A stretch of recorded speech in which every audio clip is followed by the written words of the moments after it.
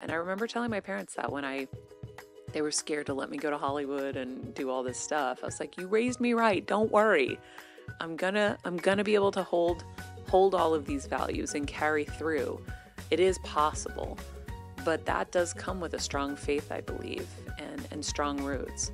So maybe this whole conversation is to remind us, A, that we're not alone in our pain. And it is, unfortunately,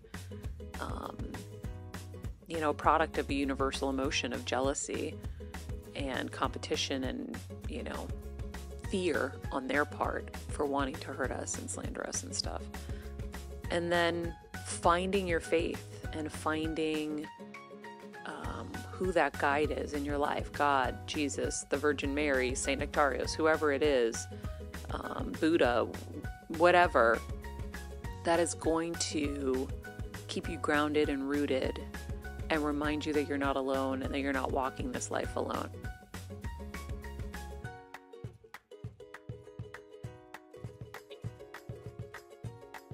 Hello, Hill Squad. Glad to be back with you today. I'm finally back from my trip to Greece, and I have so much to share with you as we have a little chat today. We'll start with a quote of the day. Seek God daily, but seek him in your heart, not outside of it. That is from Saint Nektarios. I went to Aegina, Saint Nektarios' island. He was the patron saint of while I was in Greece. He also has another quote that I really love, and it was, don't let anything deprive you of hope. And when I think of Saint Nektarios, I think of hope. And I'm going to share so much about this journey that I just went on in Greece, because it wasn't all just fun and island hopping. There was a whole spiritual part of this that was so exciting and so inspiring and just so emotional. If you're new to the show, every Monday we do a chat show. So I'm talking about whatever's going on in my life or things that I've been thinking of or applying in my life or anything that's kind of going on. So that's what today is all about. And of course, I just got back from a 2-week trip to Greece, and there were a lot of things that got accomplished on that trip, a lot of missions. But first, before we get into this chat, if you haven't joined Patreon, this is a great time to join for, I think, is it $10 a month, Natasha? $10 a month. You can be a part of our monthly live Zooms that we do with some of the guests from the show. So some of these people don't even do one-on-ones with clients anymore. So it's a really special, intimate experience that you get to be a part of, and we all do it together, and it's so much fun. And as you know, we're better together. If you haven't left us a review, we live for them, and they totally keep us going. We'll leave a link for the Apple Podcasts review in the summary of this episode. And don't forget, we have really fun merch to help you remember that you are on this healing journey, because that's what we do here as a Heal Squad. We are healing mind, body, and soul, and in every single way, we're trying to improve our lives. Also, one last thing, Macy's.com/Heal Squad for my curated list of all my favorite things on Macy's. Father's Day is upon us, so we'll have some really great items there for you as well. But any summer things that you need, like my cover-ups that I just wore when I was in Maui or Greece, I have all of those on there, and I think you guys will love them, and you'll love the prices. Okay, Greece. Here we go. I have canceled 2 trips to Greece in the last few years during COVID. And it was really sad because we have such great friends there, and I really love going there. When I'm in Greece, I feel at home and I feel happy.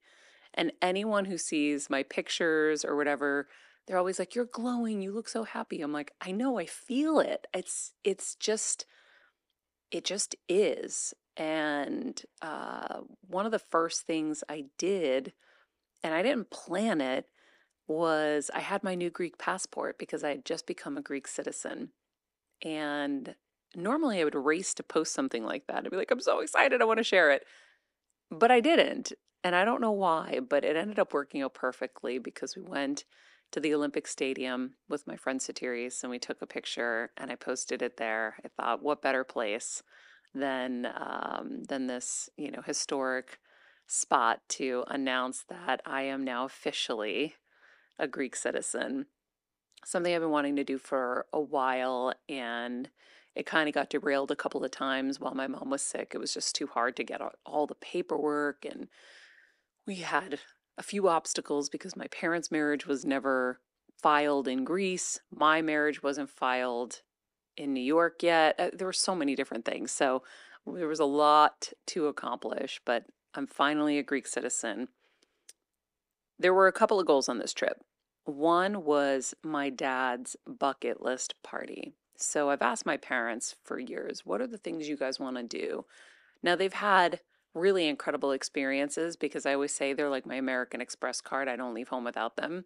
So they've been on every talk show. They've dined with, different celebrities. They've been to their parties. They've been to the Super Bowl. They've been to all these places because I always take them everywhere. But they're very simple people. And they never had anything. My mom at the end, when she was too sick to travel, said maybe Africa. So we were trying to put something like that together, and it was just too hard.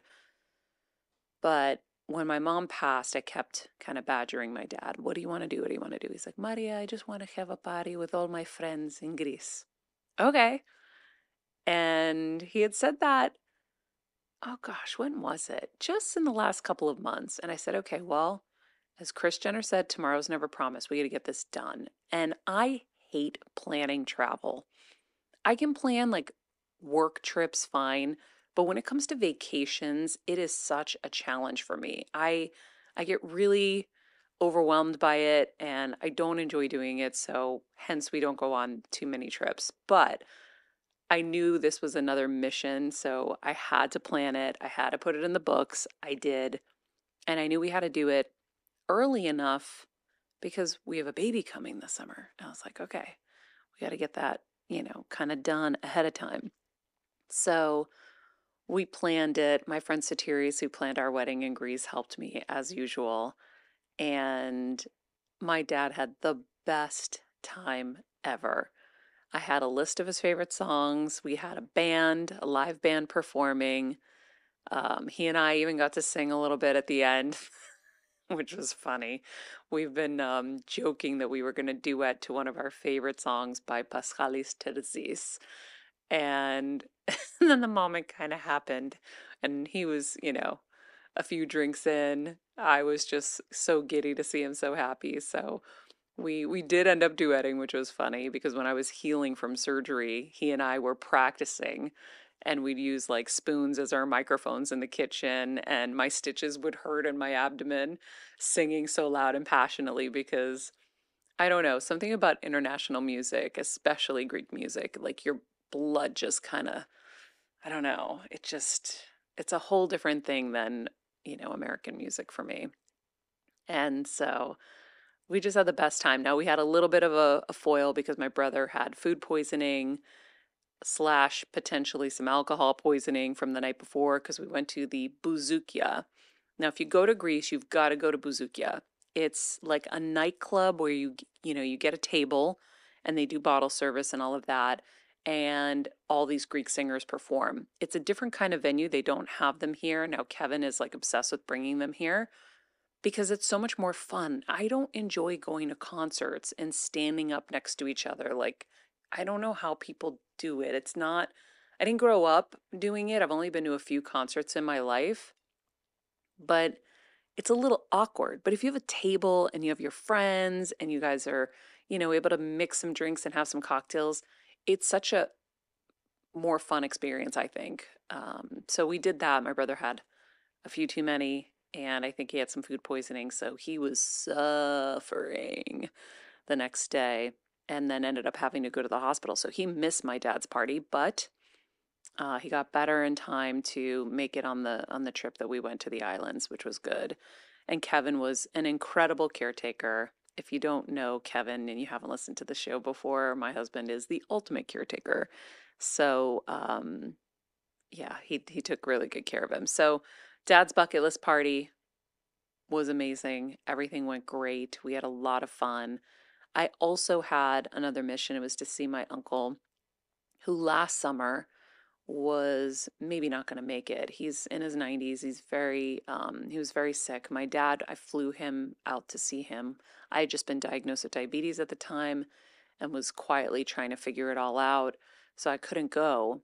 I FaceTimed with him, all the time and called him and stuff. And I just kept saying, please hang on. I'm going to come. I'm going to come. And he hung on. And we had the most beautiful time together in Athens. We just sat together and talked, and I started videotaping him. And I highly recommend this with people in your life, your parents, your elders. Film them because there's so many things that they have to say that you will forget, that you won't hear fully and have resonate with you. So I started filming him and I was asking him things that I wanted, what do you want to say to the baby? Because he's so excited about the baby, and what should she know, and what would you teach her, and what will you teach her? And he was getting so excited.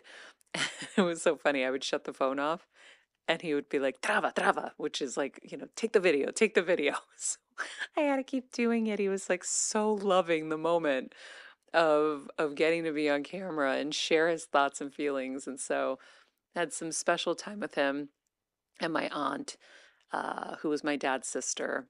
And they're kind of like my grandparents because I didn't get to have my grandparents for very long. And so I love them so much. And it was so great to see them. And, in my earlier life and career, I remember it was really scary to take time off. And I remember when my grandmother was dying, I was on the phone with her constantly, but I was scared to leave. And when I asked, I didn't get a favorable response at some point when I kind of wanted to test the waters.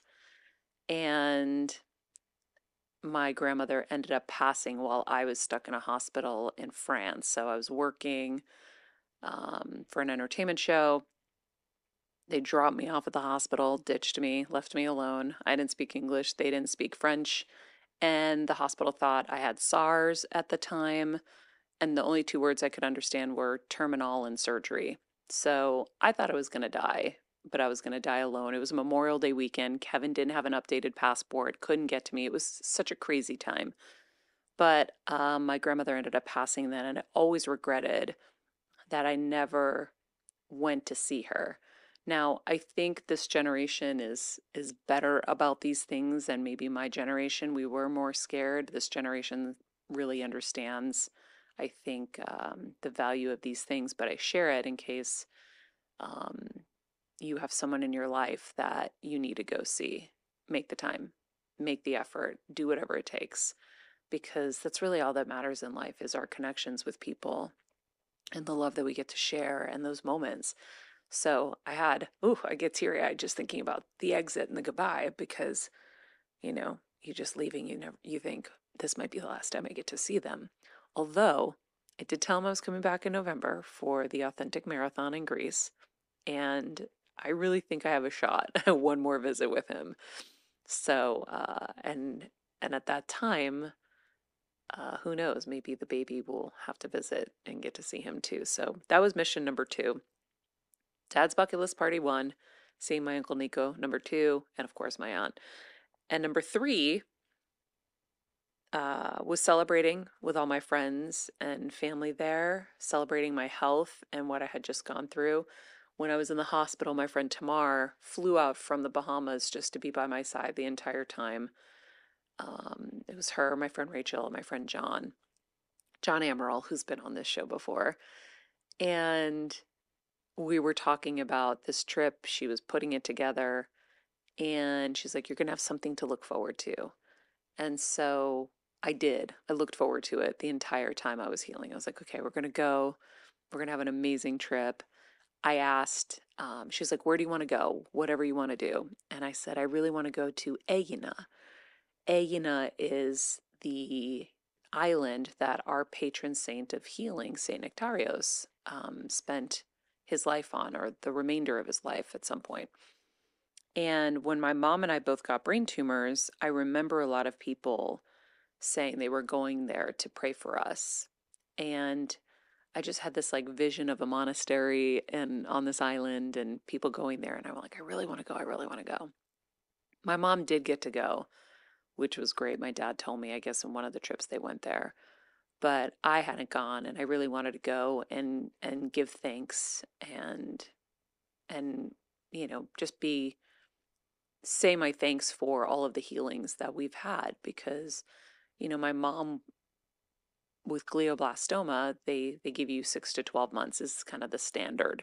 Now there are people who live a little longer than that, but my mom got 5 years. She got to beat COVID and get out of the hospital where we thought that might be the end. And I remember when she was in the hospital with COVID and my dad was in the hospital with COVID at the same time, and this was at the very beginning, guys, when you really thought this was it. I remember we had already become fans of St. Nektarios and been to his church in West Covina here in Los Angeles. There's only a few in the country.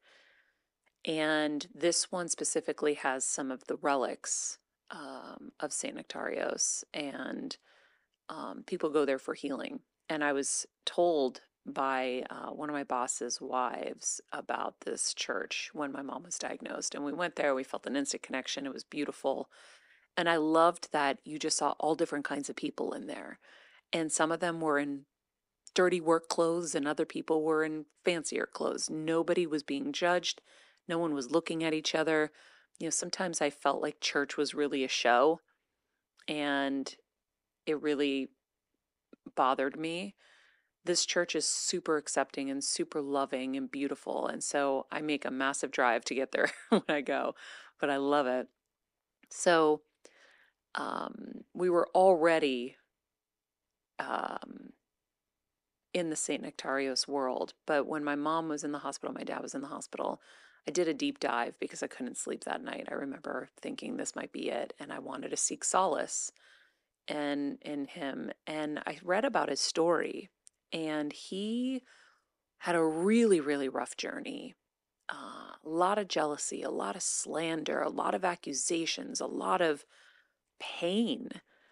And I remember at that point really feeling connected to him because whether you guys know or not, and I just had this conversation with Jessica Alba yesterday, funny enough, we all see the bad things people say about us, but the whole world doesn't see everything, right? For us, they become these huge things. For you in your world, someone says something bad about you, you think everybody knows and everybody thinks these horrible things of you. It's not the case. And so I just remember having gone through some really tough times and being hurt so badly by people. And when I read his story, I felt so connected. And he talked about how when he was poor, he asked for shoes, and he was like, God, if you could just give me a pair of shoes. And then he ended up getting the shoes, but the part of the story was you have to ask for something very specifically. And I remembered that. And so my whole goal was, number one, on this trip of island hopping, I had to go to Aegina. And we went. And I don't remember if I knew it before, but they say that the very faithful can hear him knocking in his tomb. Now, again, I don't remember if I was aware of this before or if I was at one point and forgot, but we got there, and the woman Joanna, who was part of the crew and was with us, once we got to his tomb, said, "Go listen, put your ear to it." She's like, "I've heard him before." And so I sat right next to his tomb and I put my ear to the wall of the tomb, and I did. I instantly heard knocking, knock, knock, knock. And I was like, well, that can't be it, because I already am hearing it. Like, you should have to work for this, I think, or at least show some patience. I don't know. And I looked at her and I said, I hear knocking. And she goes, that's it. And I just didn't believe it. And so I just kept listening and I kept hearing things. And I shifted around the tomb. So from one wall to the end. And then I went to the other side. And I just remember saying to him, I said, St. Nektarios, please, you have to make it undeniable, this sound, because I don't want to leave here wishy-washy on whether I heard you or not. I want to know either way if I did, because the knocking didn't feel like enough to me. So then I would have come home and be like, I think I heard him, or I heard him. But then there was like that half truth in my heart where it didn't feel right. So please just make it undeniable so that I know it's you. And I was praying for, I have a couple of people I pray for every night that have cancer in my life right now that I'm asking for full healing for. And I remember hearing a huge bang, and it startled me, and I just started yelling, I hear him, I hear him, I hear him, because all of our friends were just outside of the little chapel with his tomb. And one of my friends was on the other side, and apparently she had been listening at the same time and she didn't hear it. So she's like, how could she hear it and I didn't? And she was kind of doubtful and annoyed. And then she heard it. Because I stayed for more. That wasn't enough for me. I wanted to hear more. And I heard it again. And she was freaking out. And it's funny, those friends, they have a boat and they've traveled all over. They've gone to every island 50 million different times, but they hadn't gone to St. Nektarios' shrine in Aegina. And they were all so moved. Everybody was moved by this experience. Um, and it was just amazing after all of these years. My mom getting so much health despite her diagnosis, both of my parents surviving COVID, me getting past this neuroendocrine tumor so quickly, and so much more. Even the diabetes, the success I was having with that. There were so many things that I've prayed for, and so much that I know is still yet to come. And I know he hears me. And I said, I go, I know it's weird, but I look at you and the Virgin Mary and God and Jesus, kind of like my friends. I've got you guys in my orb at all times. And I remember after my mom passed, at some point I was feeling so sad. And I realized I wasn't alone because I had them. I said, I know I'm not supposed to look at you guys as friends, but that's kind of how I look at you. I don't think there's a wrong way in the spiritual world to kind of think of things, as long as you have love in your heart and you believe. And so when I pray to the three of them, and it just was such a special experience to get to go there. I went to the church, the monastery. I got to sit in his bed where he lived, and I got the chills. It was strange because it was only from the waist down, but I got, oh, maybe because only my waist down was feeling his bed. Well, that's interesting, actually. That just kind of hit me. But when I sat in his bed, I started getting chills all the way up and down my legs. And it was just beautiful and special. And so for anyone who goes to Greece, whether you're Greek or not, he says, and they say, that he performs miracles for anyone who believes in him. I highly recommend it. If there's a St. Nektarios church near you, or not near you, try to get to one. He has been known to perform so many miracles for people. And Natasha, I know you have some information on St. Nektarios. By the way, there's also a movie, and I just finally saw it this weekend, called Man of God, that really details his unbelievably painful journey in this life, where people were so jealous of him. People were slandering him and hurting him in so many ways, all the way to his death. And even when he died, they were just like, he didn't matter. And of course, later you'll hear how much he mattered. But Natasha, why don't you share?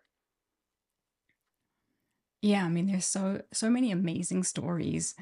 I know that I'd shared with you earlier. I learned that because only through you, actually, I have learned about him. I didn't know him about him beforehand, and I love these kind of things.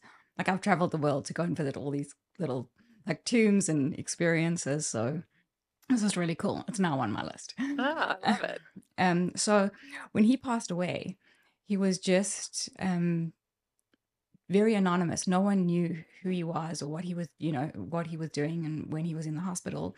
And a nurse just happened to accidentally place his shirt on a paralyzed patient. And with that, the paralyzed patient got up, started walking, and the room just filled with this beautiful fragrance. And this fragrance seems to follow him, which is amazing. And the other thing that I loved is that 10 years after his death, they exhumed his body and his remains were completely fresh. He didn't decompose at all, and that fragrance came up again. And they repeated this 3 times over 50 years with the exact same result.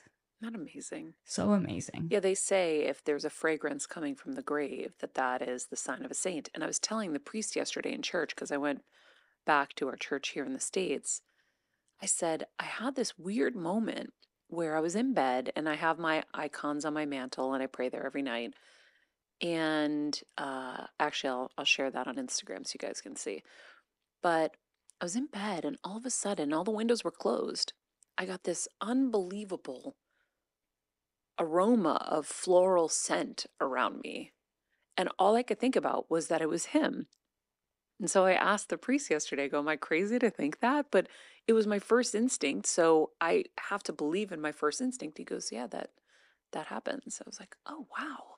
I remember also when my mom was in the middle of her journey with brain cancer, Andre Seltzer, who's been on the show years and years ago, we have to bring him back actually. He came and did a healing session with my mom. And he's like, I see this man next to you. And he's got this black kind of hat and this big kind of cross and a beard. He basically describes Saint Nektarios. My mom goes, oh, that's Saint Nektarios. He's always with me. And I was like, oh my gosh, it's so cool. Anyway, continue. So yeah, I mean, there's just so many incredible things. It took him 40 years to declare him a saint. Yeah, because it took them so many years of suffering. I mean, yeah, I it's mean, so hard to watch. It's so painful to watch what they did to him. that leads into the next thing is how like an incredible way he approached that suffering. Mm-hmm. I mean, he was accused of so many things, and all he did was pray. He never tried to defend himself. He just prayed that the truth would come out, and it all did. It actually all came out before his death, but it still took a while for them to declare him a saint. And actually, they had a huge ceremony. I forgot what they called it, but they had a big ceremony where they asked for his forgiveness. The bishop asked for his forgiveness before they declared him a saint, because they had caused so much suffering. But he was already passed. He had already passed. Yeah, he had passed away many years before that. I think it was close to the time that they declared him a saint, but they did ask him for forgiveness for what they'd done to him during his life. But just to even like your instinct normally is just so much to try and defend yourself. You try and react. You want to respond and say, no, I didn't do it. I didn't this. It's like just your innate instinct. And he was able to just respond in a beautiful way. And what a lesson for all of us, right? Yeah. Because I feel like the the wicked witches of the West, I always call it that because I love the Wizard of Oz, that hurt me. I never really defended myself either.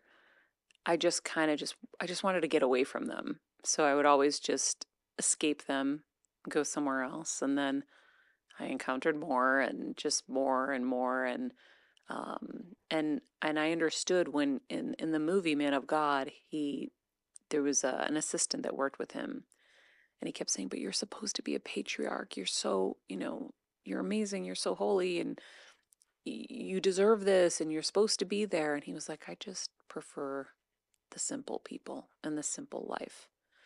And that's a place that I think we all kind of get to when we've been so hurt, so tortured and I'll say women, I think especially, we endure so much, we take so much, and then a lot of us just want to quit. And I remember wanting to quit. And I remember quitting in my heart along the way because the pain was so much. I'm lucky that I had a partner that wouldn't really allow things to quit around me.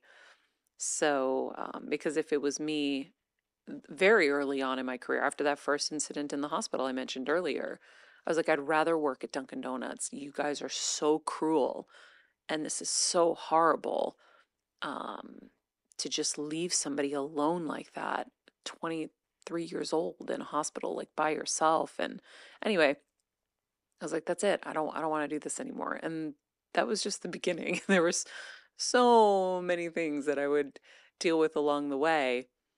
But and I thought they had extinguished my light, but they really didn't. They just kind of beat me up and bruised me up. And again, I share this not because I think I'm the only one. I know so many of you listening have gone through this. I know that so many of you have been hurt. And I really encourage you to watch Man of God, because it doesn't mean that we all have to react the same way, but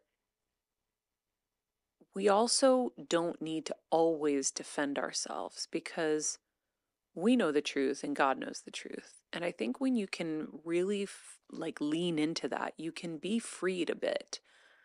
And eventually people figure it out. Eventually, I feel like people look and say, oh, maybe I had it wrong. I remember at one show I was at, I'll give you guys an example. They had slandered me so heavily before I even arrived. I mean, in such a deep way. I had no idea. I was so excited to go here. I was like, this is going to be amazing. And the Wicked Witch of the West at my past show made sure that I was slandered heavily at this new show. And I started working there. And a couple months in, maybe 3 months in, this producer pulls me aside and she says, I gotta say, I've been waiting for the other shoe to drop with you, and it hasn't. And I don't think it's gonna. I said, what do you mean? I was like so taken aback. She's like, the things they said about you. They said you were a nightmare, you were a diva, you were horrible, you were this, you were that. And I've just seen the complete opposite. And she said, if I could make the perfect talent in a genie bottle, it would be you. Meaning, not I'm the most talented human ever, just the most, a good person on camera to work with, like that kind of vibe. She's like, that's why your office is in the opposite side of the building. So there's a building, imagine, there's like that middle part of the building everybody goes in and like they check you in. And there's the left hemisphere and the right hemisphere. And there's elevator banks on both sides. And there's like, right 30 levels on each side.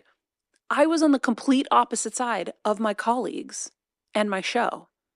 I was banned to the other side because they had so heavily slandered me and said all these horrible things. And I remember in that moment just being so just like blown away at the lengths people would go to hurt you.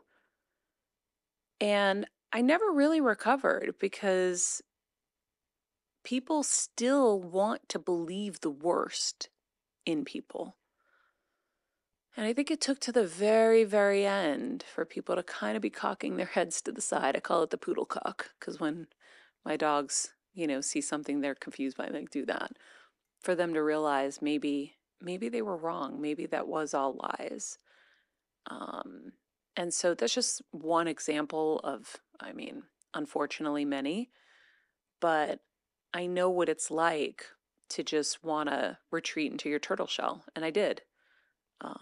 I didn't and have not wanted to be on camera in that kind of capacity. I really like what I get to do here because it's me, and this is what I'm interested in, and there's no one trying to squash me here or hurt me or break my spirit.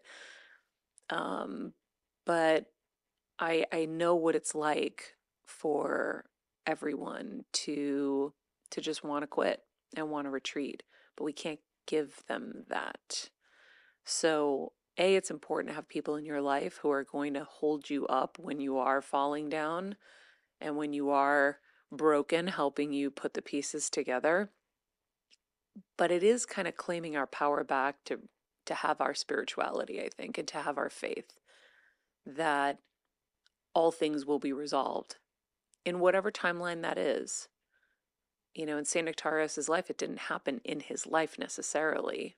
Maybe, and I don't know everything, maybe at the very, very end, but from the movie that I saw and the things I've read, even in his death, they cast him away. I know the nuns that he was working with um, all loved him, and I know there were so many people in Cairo where he was preaching that loved him so much and believed in him. He had people that believed in him, but unfortunately, those voices sometimes aren't strong enough to overpower the evil voices. But having a strong faith and having hope, like he said, is what will carry you through, and having people around you that see you.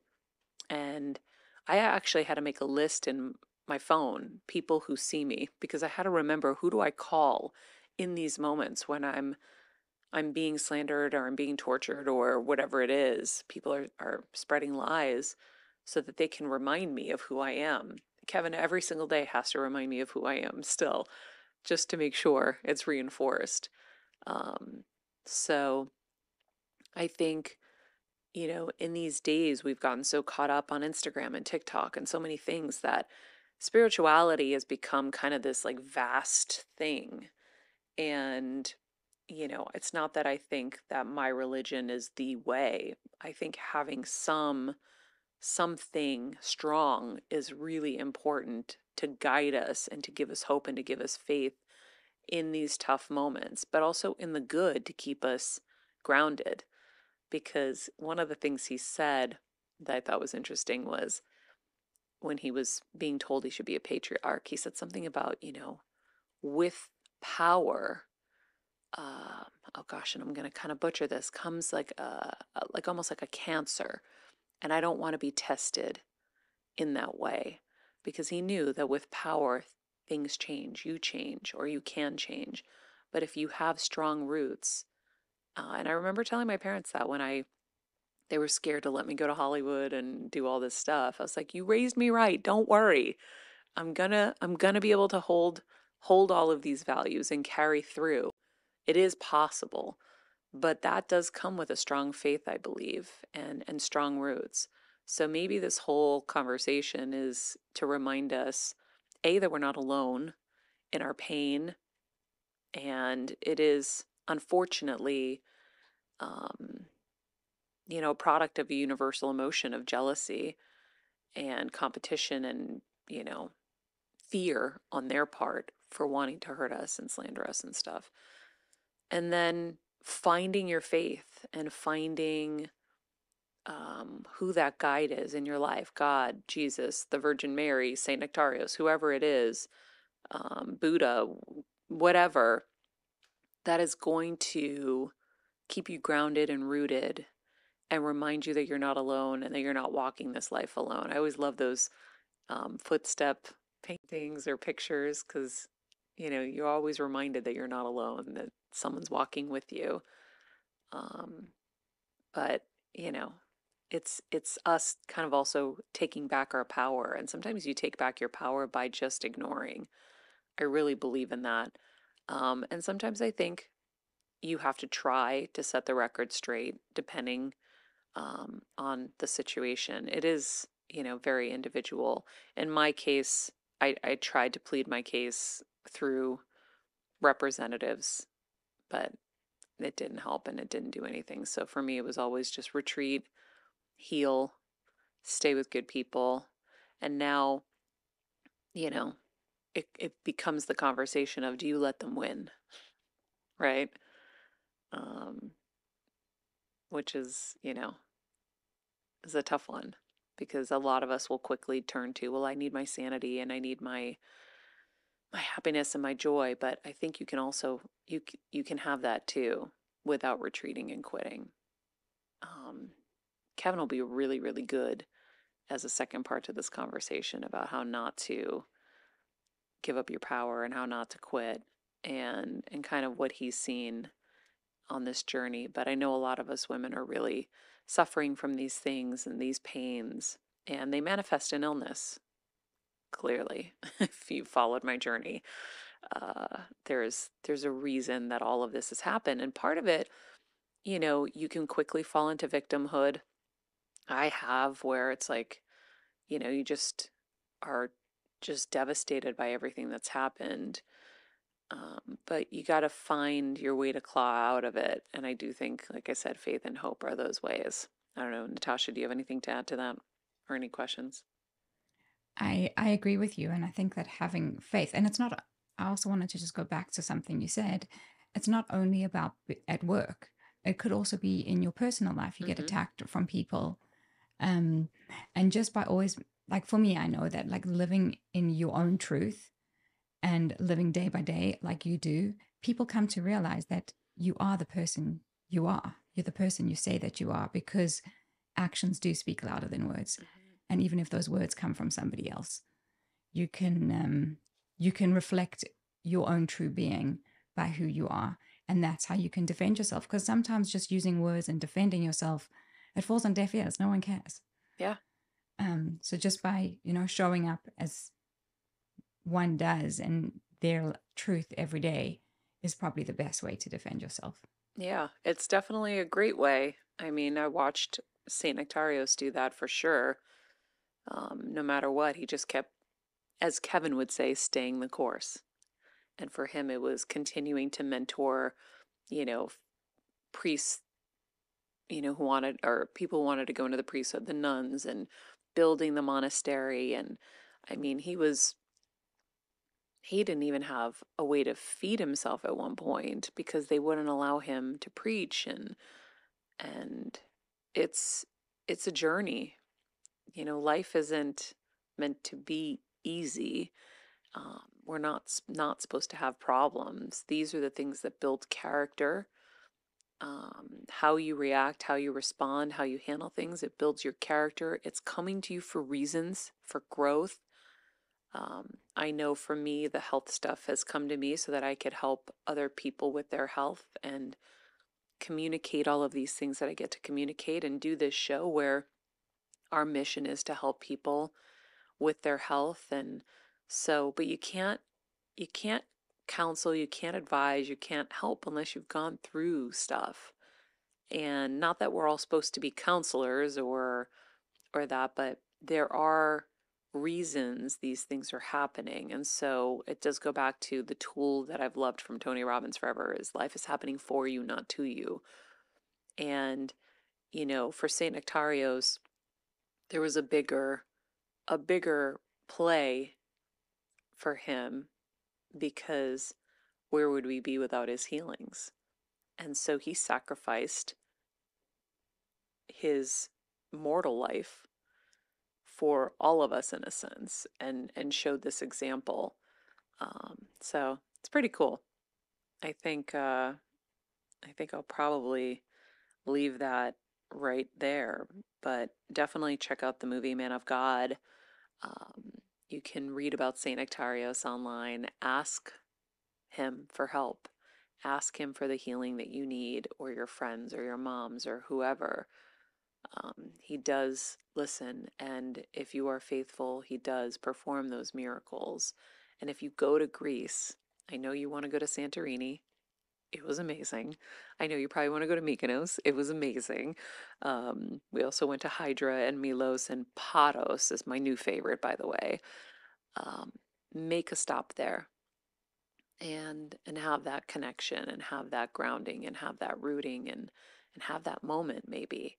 And if you don't get that moment the first time, oh gosh, let's ignite some competitive spirit and come back again and try. But there is more than just selfies with peace signs, and anyway, there's more to life than all of that. And I think that we, in these tough days that we are dealing with, have to find our way back to our spirituality and our faith. And I'm grateful for mine. I'm grateful that my parents, took me to church and instilled that in me. And I really had to find my own way through it all too, because we didn't go to church much when I was very young, because my parents were cleaning nightclubs and we had to go to work with them. But somewhere around 13, we started going every Sunday. And and I found my own kind of path through it.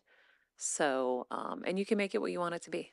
It's all up to you and what resonates for you. I don't read the Bible. Other people read the Bible every day. Everyone's got their own practice. I pray every night. I have my icons on my mantle. I pray every night. And then I have my little postcards on there, or note cards that remind me of things I want to go through, like what went well in my day and what do I want to give thanks for, and gratitude to my body, and where did I go unconscious, and it really keeps you in check. So you can check my Instagram for that. I'll have that popped up for you guys. In the meantime, thank you for being with us on this healing journey, and be nice people, make good choices, and be present. Distributed by or on behalf of Maria Menounos or mariamenounos.com is for informational purposes only and may include information that is general in nature and that is not specific to you. Any information or opinions expressed or contained herein are not intended to serve as or replace medical advice, nor to diagnose, prescribe, or treat any disease, condition, illness, or injury, and you should consult the healthcare professional of your choice regarding all matters concerning your health, including before beginning any exercise, weight loss, or healthcare program. If you have or suspect you may have a healthcare emergency, please contact a qualified healthcare professional for treatment. Any information or opinions provided by a guest expert or host featured within website or on company's podcast are their own, not those of Maria Menounos or the company. Accordingly, Maria Menounos and the company cannot be responsible for any results or consequences or actions you may take based on information or opinions.